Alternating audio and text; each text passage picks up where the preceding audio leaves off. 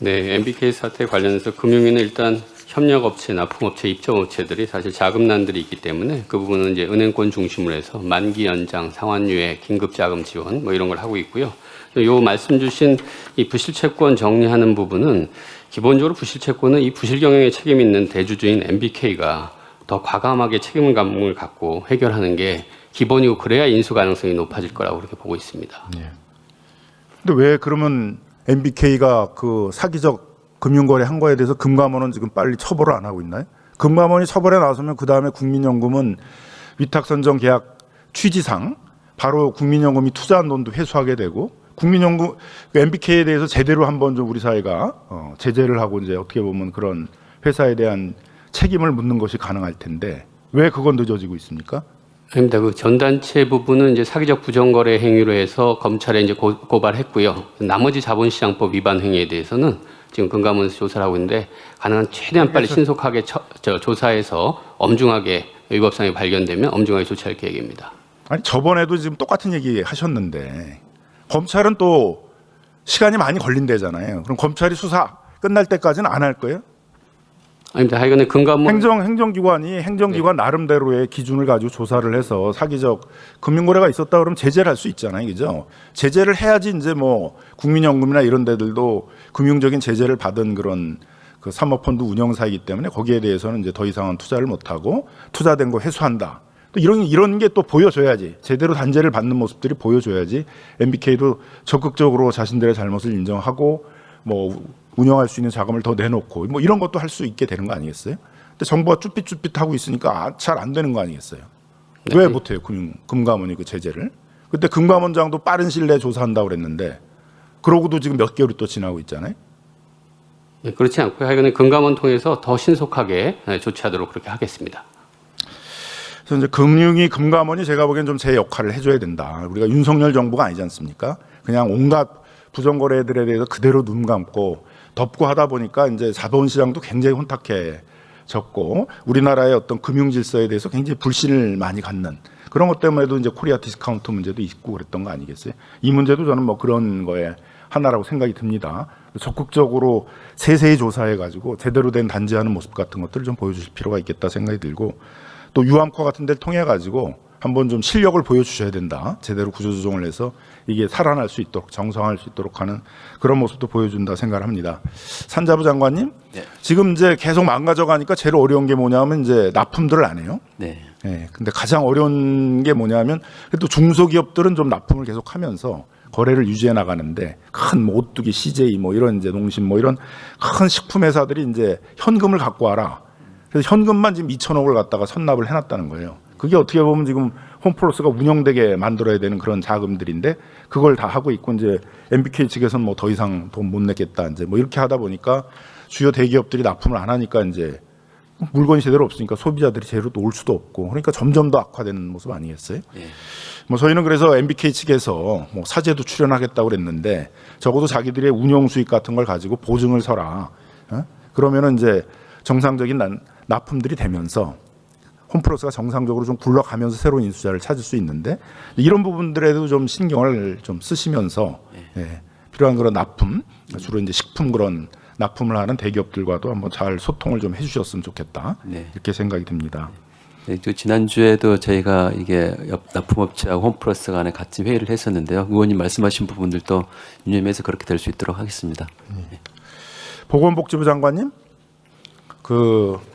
뭐 MBK 운용사와 같은 주로 이제 국민연금이 투자를 하고 있는 거기에 대해서 이제 국민연금이 그 위탁 운용사가 좀 제대로 된 그런 정상적인 운용을 하는 회사인지 아니면 그냥 인수한 회사들 전부 다 자산 매각하고 그래서 그런 좀 약탈적인 약탈적인 이익을 내는 회사인지 이런 것들을 갖다가 조사하고 그런 거에 맞게끔 투자하는 이런 걸 보통 이제 스튜어디십이라고 그러잖아요, 그죠? 근데 이런 것들을 국민연금이 하도록 하는 것들에 대해서는 어떻게 생각하고 계십니까? 지금 현재 국민연금이 하고 있습니다, 의원님. 네, 수탁자 책임활동 말씀. 수탁자 책임활동을 사모펀드에 대해서 대체 투자에 대해서는 안 하고 있다는 게 지금까지 답이었어요. 아, 그런 걸 제대로 좀 파악을 좀 하고 오셔야 돼요. 예?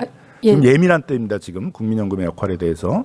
네, 대체 투자 부분에 책임 활동은 법안이 지금 계류 중이셔서요. 저희가 빨리 그 법안 논의를 아니, 하고요. 근데 그걸 꼭 뭐 법안으로 할 건 아니죠. 지금 스튜어디스 코드를 법안으로 했어요? 아닙니다. 의원님 한 가지만 더 말씀드리면 저희가 지난 7월에 대체투자 위탁사 선정할 때 그 수익의 질을 고려하도록 평가 지침을 한번 바꾼 바 있습니다. 그래요. 예. 근데 지금 이제 위탁자 선정 그 지침 이제 그걸 갖고 하는 그렇습니다. 건데 거기 안에도 이제 그런 내용들이 있기 때문에 예, 맞습니다. 지금도 MBK가 이제 그런 사기적 부정거래로 금융기관의 제재를 받으면 회수를 할 수가 있어요. 투자금을. 네, 맞습니다. 그런 의사를 정확하게 보여줘야 된단 말이죠. 네. 저희가 알아보니까는 국민연금이 2조 5천억을 MBK가 운영하는 이제 사모펀드들에 투자를 했어요. 네. 그 중에서 지금 한 1조 3천억은 회수를 했고 앞으로 집어넣어야 될 돈들도 한 5천억 있는 것 같고 맞습니다. 그다음에 회수해야 될 돈들도 한 7천억 9천억 있는 것 같은데 그런 거에 대해서 이렇게 부도덕한 사모펀드들에 대해서는 또 사기적 부정거래까지 해서 금융기관 제재를 받는 그런 사모펀드들에 대해서는 적어도 국민연금이 투자하지 않는다. 네네. 그러면 이제 우리나라에서 MBK 같은 건 퇴출되는 거예요. 네, 그렇습니다.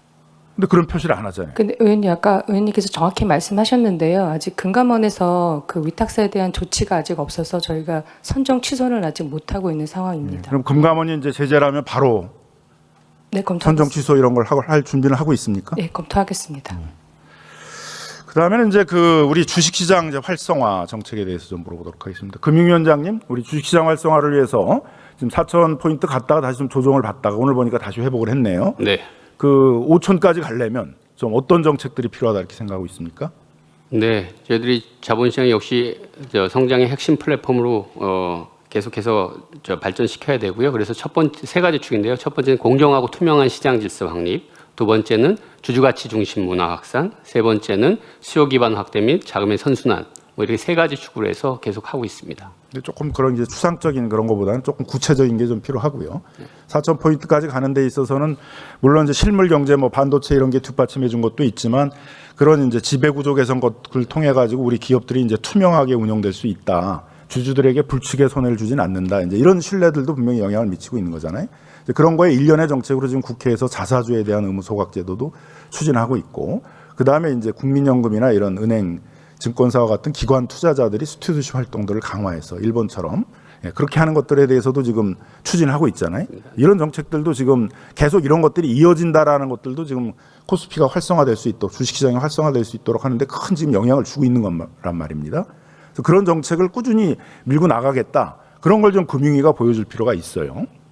그래서 그와 관련해서는 지금 중요한 것 중에 하나가 이제 일본에서도 이 밸류업 정책이 성공했던 건 지배구조 개선을 하는 이제 이런 법령을 고친 것만 갖고 된 게 아니고 그런 법령의 개선에도 불구하고 지배구조를 잘 고치지 않고 있는 회사들에 대해서 그 일본의 국민연금에 해당되는 GPIF 같은 것들이 계속 그 바꿔라 독립이사 3분의 1 이상으로 바꿔라 뭐 임원 보수 제대로 너무 과다하게 하는 거 아니냐 뭐 배당 정책 좀 더 높여라 뭐 이런 소위 말하는 이제 스튜디오시 코드 활동들을 열심히 했기 때문에 그게 한 10여 년간 쌓이면서 한 3배 정도 주식 가치가 올라간 거 아닙니까?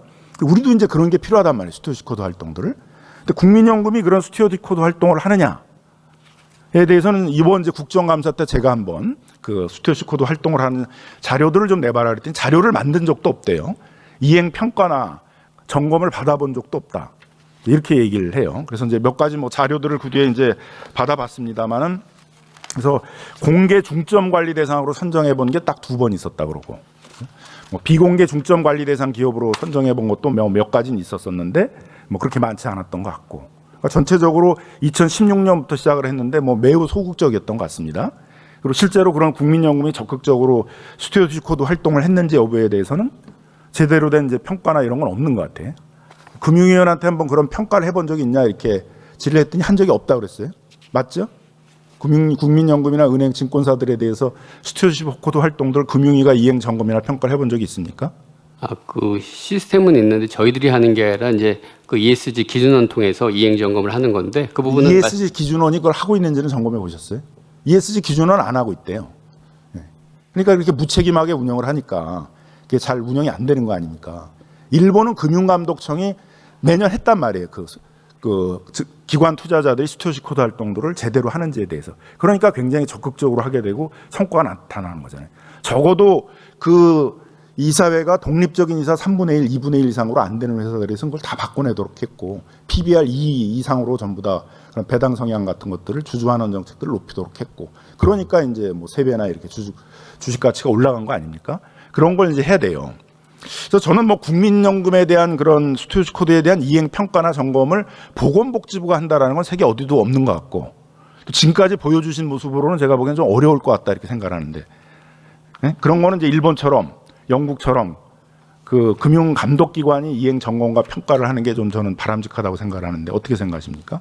예, 의원님 아까 말씀 주신 대로 저희가 아무것도 안 하고 있는 건 아니고요. 지침 18년에 도입하면서 계속 했고, 의결권 행사, 지금 중점관리 말씀 주셨는데 의결권 행사할 때 배당이나 이사의 독립성 부분은 감안해서 지금 프락시 보지 아니, 그러니까 그 국민연금의 스튜어디십 코드 활동들을 네네네. 보건복지부 차원에서 이행 점검이나 네. 평가를 한 적이 있었냐? 없대요. 없다고 그랬잖아요. 네, 2018년 도입 이후에 전체적으로 평가한 적은 없습니다. 그러면서 뭘 보건복지부가 지금 10년이나 지났는데 아무것도 안 했는데 하겠다 그럽니까? 근데 이제 국민연금이나 이런 기관 투자자들이 우리 주식시장에서 차지하는 역할이 굉장히 중요해졌기 때문에 그런 데들이 제대로 된 스튜어디십 코드 활동을 하는 것들이 우리 5,000포인트 주식시장 활성화 정책, 밸류업 정책에 있어서 가장 핵심적인 정책이 돼야 돼요. 내년이면 대대적으로 지금 국민연금이 투자하고 있는 5%, 10% 이상 투자하고 있는 기업들에 대해서 그런 지배구조 개선이나 배당 성향의 변화들을 이제 내년 3월 주총을 앞두고 준비를 해야 되는데 안 하고 있잖아요. 보건복지부가 하라고 또 지금 그런 것들에 대해서 평가나 점검을 하겠다고 그러지도 않고 있잖아요. 의원님, 저는 두 가지로 해야 된다고 생각하는데요. 국민연금이 투자자로서 해야 되는 역할이 있고, 금융감독원이 위탁사를 관리하는 방식으로 해야 될 게 두 가지가 있다고 생각하고요. 투자자로서 해야 될 부분들은 저희가 챙기고요. 그 금감원이든 금융이든 금융감독 규제당국에서 해야 될 일들은 그건 좀 협의해서 하겠습니다. 뭐 우리 그 부총리님, 예, 그 스튜어디십 코드 활동들을 활성화하는 건 네. 보건복지부하고 금융위원회만 네네. 두 기관하고 다 협의를 해서 네. 결국은 어떻게 이행 평가 점검을 하느냐가 활성화를 시킨 거거든요. 네. 일본도 금융감독단도 철저하게 이행 평가 점검을 했기 때문에. 네.